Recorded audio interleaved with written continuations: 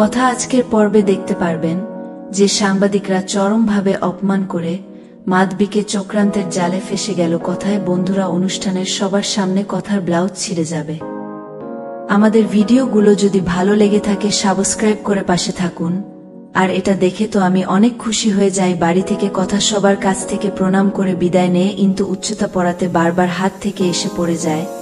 তাই এভিতার হাতের উপর হাত রেখে কথাকে চলতে বলে, আর এটা তোমার ছবি কোনোভাবেই মেনে নিতে পারে না। তখনই ভিত বোনের সাথে কথা বললে বোন বলে দেখ না। অনুষ্ঠানে গিয়ে কথা শুনে মানবী অনেক খুশি হওয়া যায়, কিন্তু এরই মধ্যে বিমানটিকে তারই বাহির করতে বলে মানবিক বলে, আমি গাড়ি বাহির করব, আমি কিনা গাড়ির দরজা খুলবো। আর অঙ্কিত বলে, হ্যাঁ তোমাকে তো বলেছি যাও গাড়িটা নিয়ে আসো। কথা ভালোবাসার দৃষ্টিতে তাকিয়ে থাকে। এভাবে সবার সামনে থেকে খুব যত্ন সহকারে কথাকে নিয়ে যায় গাড়ির কাছে, এবং কথাটি খুব যত্ন সহকারে সে নিজের হাতে গাড়িতে বসিয়ে দেয় এবং বান্ধবীকে বলে, আজকে আমি কথার সাথে পিছনে বসে যাব, আমি আর কোনো রিস্ক নিতে চাচ্ছি না। এটা শুনে তো জলের ছাই হয়ে যায় মানবী গাড়ির ড্রাইভার এর সাথে খারাপ ব্যবহার করা শুরু করে দেয় এবং সামনে বসে পড়ে।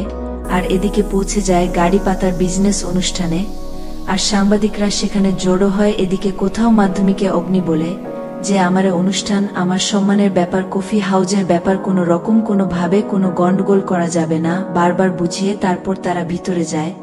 কিন্তু কথা গান দেখে গাছের প্রেমে পড়ে যায়। সেখান থেকে এভি নিয়ে আসে এবং যখন সবাই মিলে ছবি তুলতে নেয় সাংবাদিকরা মানবীকে এখান থেকে চলে যেতে বলে। আর এটা শুনের আগে আগুন হয়ে যায় মানবী। তারপর দেখা যায় সবাই মিলে কোথাও এবের ছবি তুলতে থাকে, কোথাও এর উপরের হাতের উপর হাত রেখে দাঁড়িয়ে থাকে, আর সবাই ছবি তুলে তারপর দেখা যায় সেখানে পৌঁছে যায়। আর কথাকে এরকম সাজা দেখে তো মিস্টার রয় অবাক হয়ে যায় আর বলতে থাকে, কথাকে তো আজ পুরো অন্যরকম লাগছে, সবাই মিলে একটি টেবিলে গিয়ে বসো।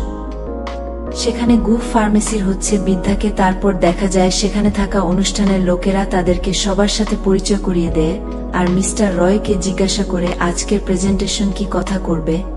এবিপি স্টার অজানায় কথা যদি প্রেজেন্টেশন করে আমার তো আর কোনো চিন্তায় থাকবে না, আমি একেবারে চিন্তামুক্ত থাকতে পারবো।